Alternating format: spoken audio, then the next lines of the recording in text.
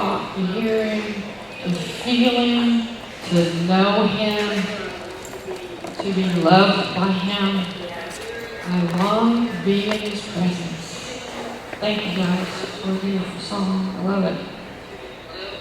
The other day, BJ gave me a song, and she said, I know you love it. And I know that you get a lot of your messages from songs. So it's called The God Who Sees. And it's written by Kathy B. Gifford and Nicole Mullen. And I listened to it. It's two pages long. So I listened to it last Thursday night after we dropped Mom and Dad off. And it's like 12 minutes from the nursing home to our house.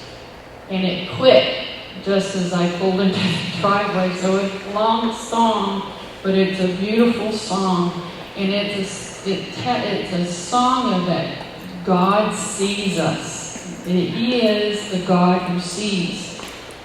After I listened to it, the only thing I could say was, wow. That was a beautiful song. Wow. The God who sees. It's a story about Hagar, Ruth, and David.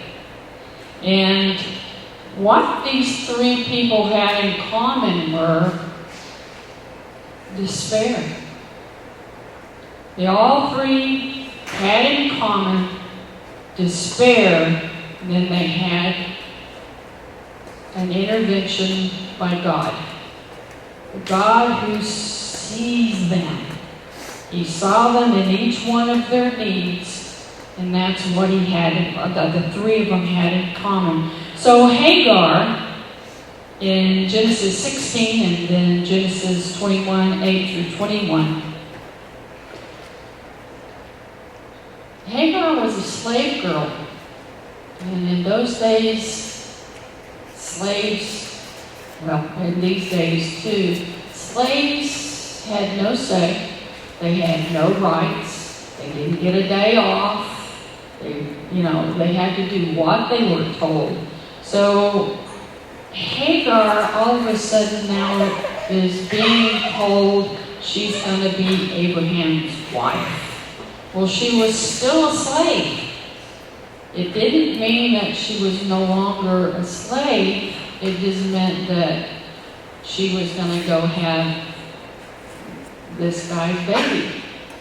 And whether she wanted to or not, she had to do what she was told. All of her life, she was second best. She was never one. She was never the first one. She was always second best. Because Sarah was the number one wife. And in those days, the number one wife had it all. And she could make, if she didn't like you, she could make your life a living hell. It's pretty much how she treated Hagar. Even though she was the one that gave Hagar to her husband. How would you like to be somebody's property that you could just give her to whoever you wanted to give her?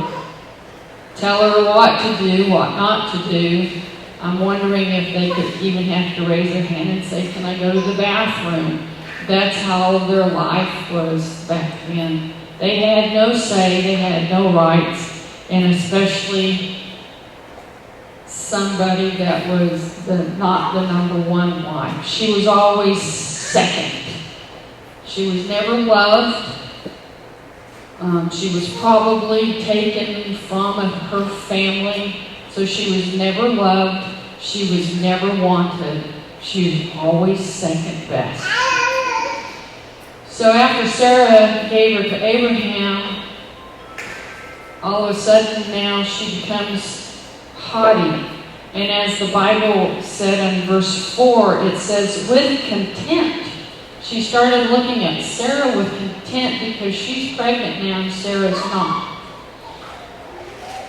The reason why Sarah gave Hagar was for this baby. And in those days, if you gave somebody to your husband, that baby was your baby. I don't know how that worked. I don't know how those mothers felt knowing that this child wasn't really their child, it was number one's child. So she began to look on Sarah with contempt. So Sarah decided she'd go to her and squeeze her man and complain. Well, Abraham's going, that's not my problem, she's your problem. Go deal with it how you want, how you seem fit. It says your servant is in your power to do as you please. So she began treating her harshly. So, like a lot of slaves would do, she ran. She ran into the desert. And that's where God found her. God found her in the desert. And he asked her why she was there. And so he told her. She told him, I'm fleeing from my mistress. And he told her to go back to her mistress and to submit that she was pregnant and that she was to call him Ishmael. And that's in verses 11 through 12. That he would be he would have a nation, and he would be a mighty king over this nation. And to this day, we're battling that nation. They're battling us because of Sarah and Abraham's sin. So, when she was done, or when the Lord had finished speaking to her, in verse 13, she said, you are a God of seeing. Truly here I have seen him who looks after me. So she knew who it was that was talking to her. And she said, he was a God that sees me. He wrapped a lonely woman who was not loved, who was not wanted. He wrapped her up in his arms and he whispered to her, I see you. I love you. Then we go on to Ruth. Ruth is a different kind of story, a different kind of despair, a different type of unhappiness.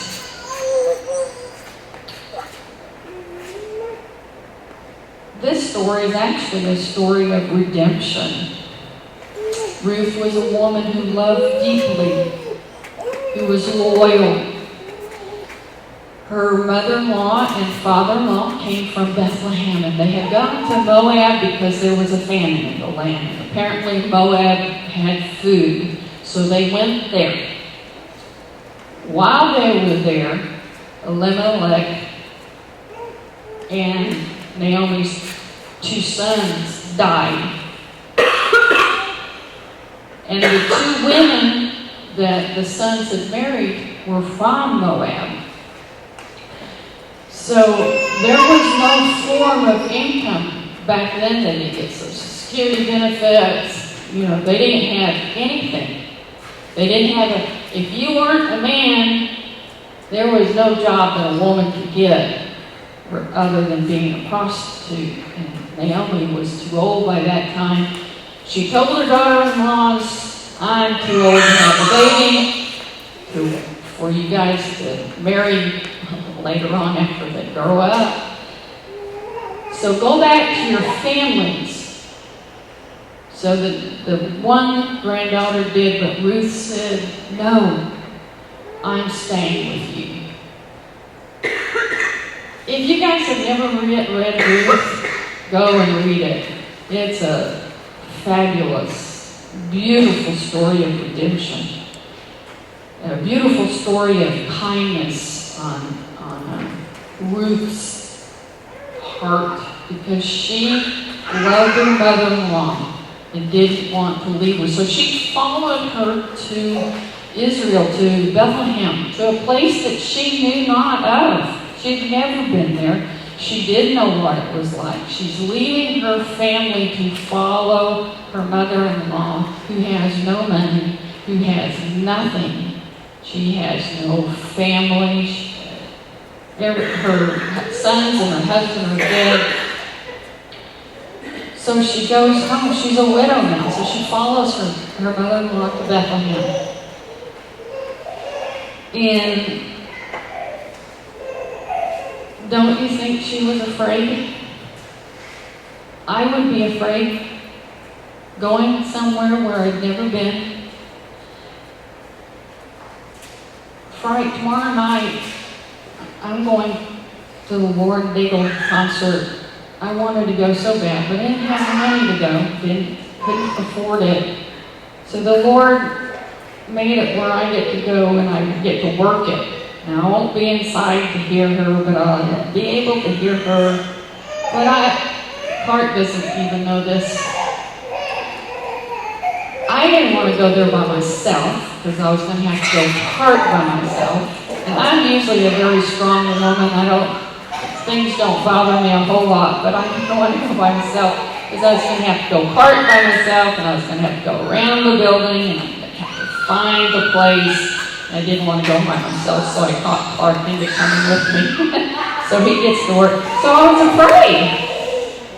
You know, there's times in our life we're afraid. So don't you think she was afraid to go to a place she'd never been before? But she went because she loved her mother-in-law, Naomi.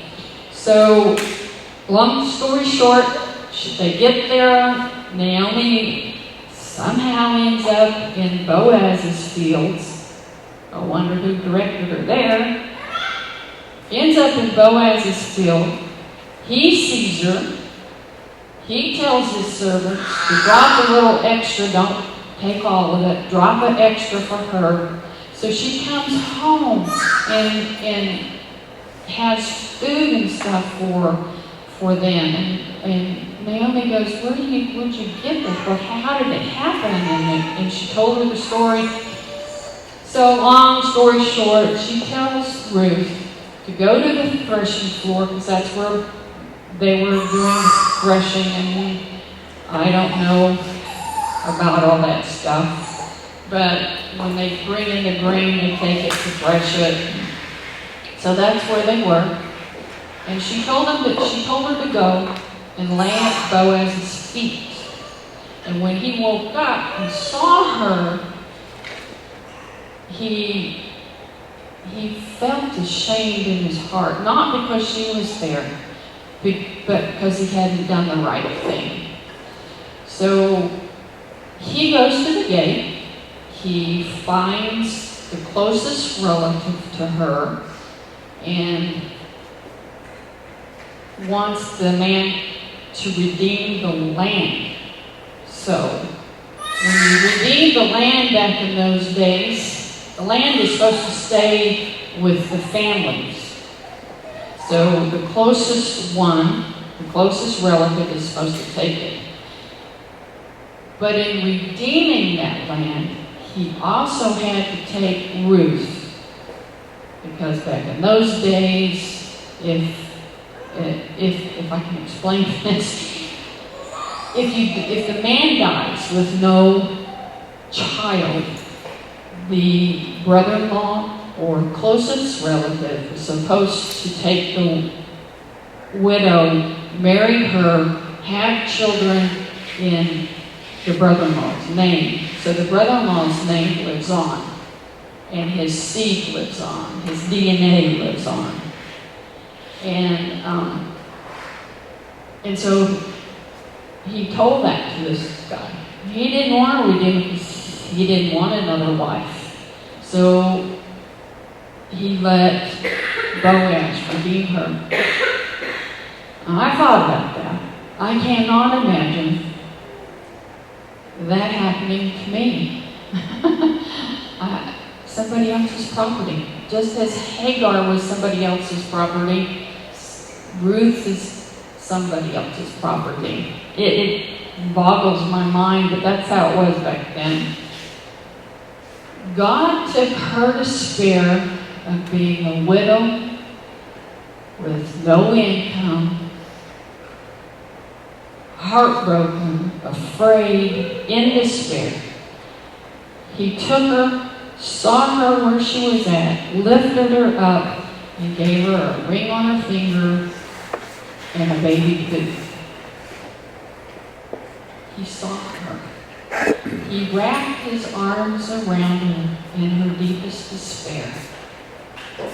And he whispered into her ear, I saw you. I knew you. I saw your despair. Well, the horses can cut down on your love life, isn't it? So now, David, how do you think somebody that had it all, God took David from a little shepherd boy, took him to the heights, gave him everything he ever wanted, didn't even know he even dreamed of all these things, gave him everything. He killed Goliath as a youth. He killed lions and bears with his bare hands. He had it all.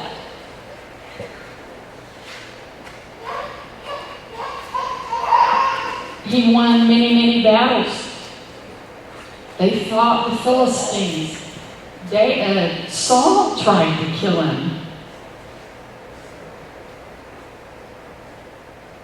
And he hid in the desert because he was running from Saul that was trying to kill him.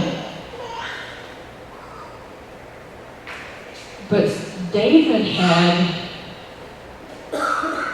deep moments of deep despair, just like anybody else. I don't care what you have, what you do, what God has given you to do, what battles you've won, whatever. You could have all the gold in California and still have moments of despair. I'm not talking about clinical depression. I'm just talking about moments of real despair where you hurt, you ache. And David went through those times in Psalms 88. He said, O Lord, God of my salvation, I cry out day and night before you. Let my prayer come before you. Incline your ear to my cry. For my soul is full of troubles and my life draws near to Sheol. I am counted among those who go down to the pit. He was so much in despair here, he felt like he was in a pit.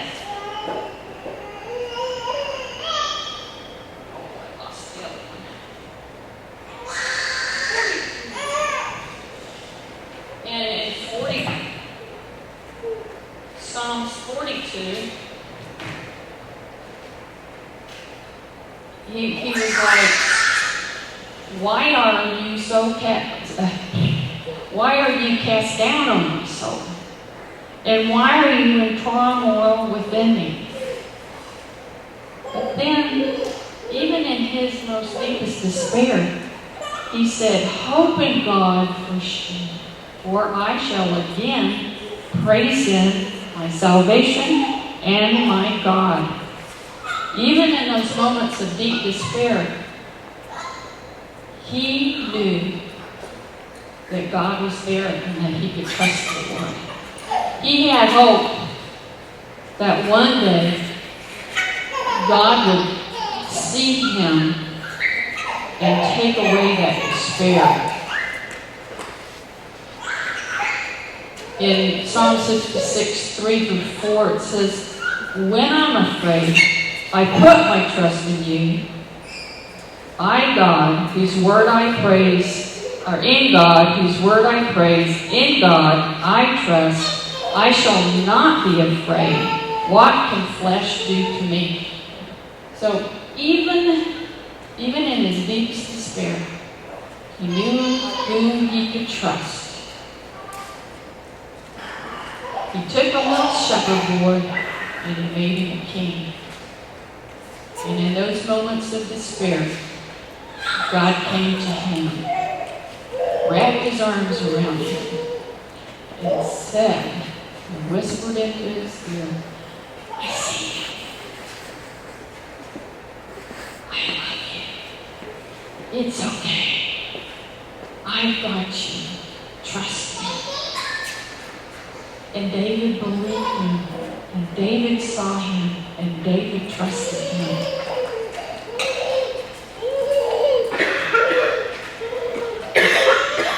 If you guys are having any times of despair,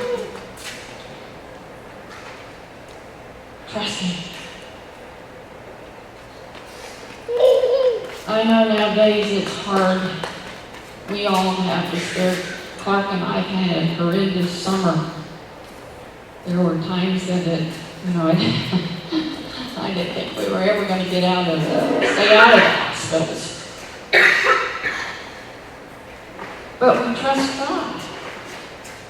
We knew God was going to bring us through. Are we all the way through yet? No, we're still battling some health issues, but we know in whom we believe, and we know what God's going to do, and we know that we can trust him. Even through those times of despair, we know we can trust him. We can go to our Bible and we can find places in them. I've heard of people even taking the Bible, standing on it, and saying, I trust you, Lord. I trust in these promises that are in this Bible. And I'm believing you today. My dad takes his Bible to bed with him every night. He's blind. He wants to be able to see again, and he takes his Bible with him to bed every night. He lays it on his chest, believing that one day he'll be able to see. Will he be able to see here on earth? I don't know. Maybe the Lord may heal him. But one day he's going to see. And he has that blessed hope that one day he's going to see, and he trusts and he believes in the Lord to do that. That's all. That's all. God, you can trust God with everything. If you can't, then why even serve him if you can't trust him? You can trust him. And in those moments of despair, in those moments of grief, in those moments of unhappiness and heartache, those moments that you don't have any income, you've lost your job, those moments where your body is full of sickness, those times when the doctor says you're not going to live, you have cancer stage 4, in those moments like that, you hear God say, you hear God wrap his arms around you, you hear him say, I see you. I love you. You're mine. I don't care what it is, folks. I don't care what it is. You can trust the Lord because he loves you. And you can go back to that scripture verse and you can say, I taste and know that the Lord is good.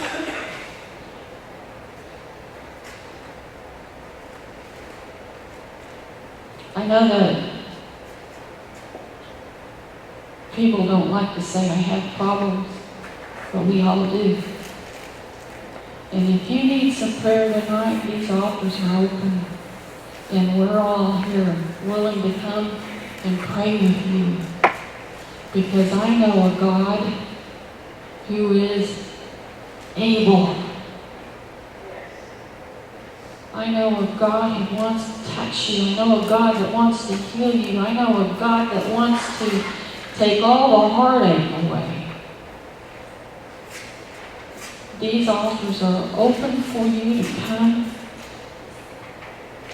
And we'll just come up here and pray with you. Father, I just praise you tonight. I thank you, Jesus, that you love us.